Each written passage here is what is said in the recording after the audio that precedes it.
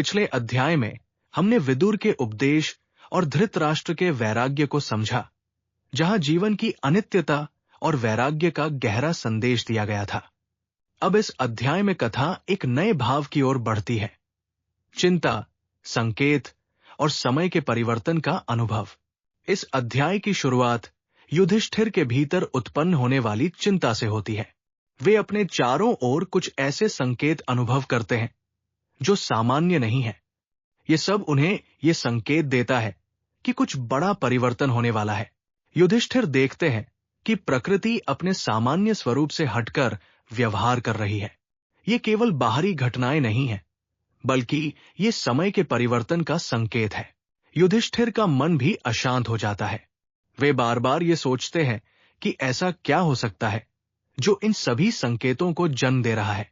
ये चिंता केवल व्यक्तिगत नहीं है, बल्कि पूरे समाज और धर्म से जुड़ी हुई है। इस अध्याय का एक महत्वपूर्ण भाग अर्जुन की अनुपस्थिति है। अर्जुन द्वारका गए हुए हैं और काफी समय बीत जाने के बाद भी वापस नहीं लौटे हैं। युधिष्ठिर की चिंता का एक बड़ा कारण यही है। ये अध्याय ये स्पष्ट करता है कि जब समय बदलता है तो उसके संकेत पहले ही दिखाई देने लगते हैं। इन संकेतों को समझना ही बुद्धिमानी है।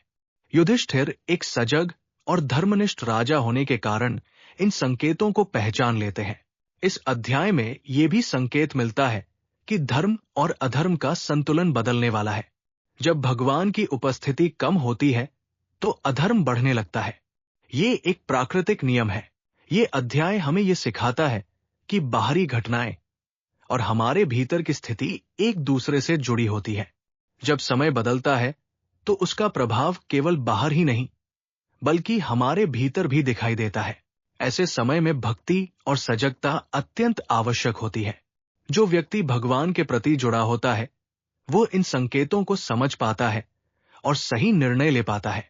यदि पूरे स्कंद एक को एक यात्रा के रूप में देखा जाए, शुरुआत जिज्ञासा से होती है, फिर भक्ति आती है, फिर वैराग्य और अब समय का बोध।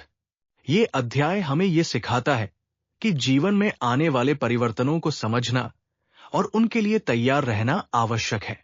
युधिष्ठिर का चिंतन हमें ये प्रेरणा देता है कि हम भी अपने जीवन में सजग रहें और समय के संकेतों को पहचानें।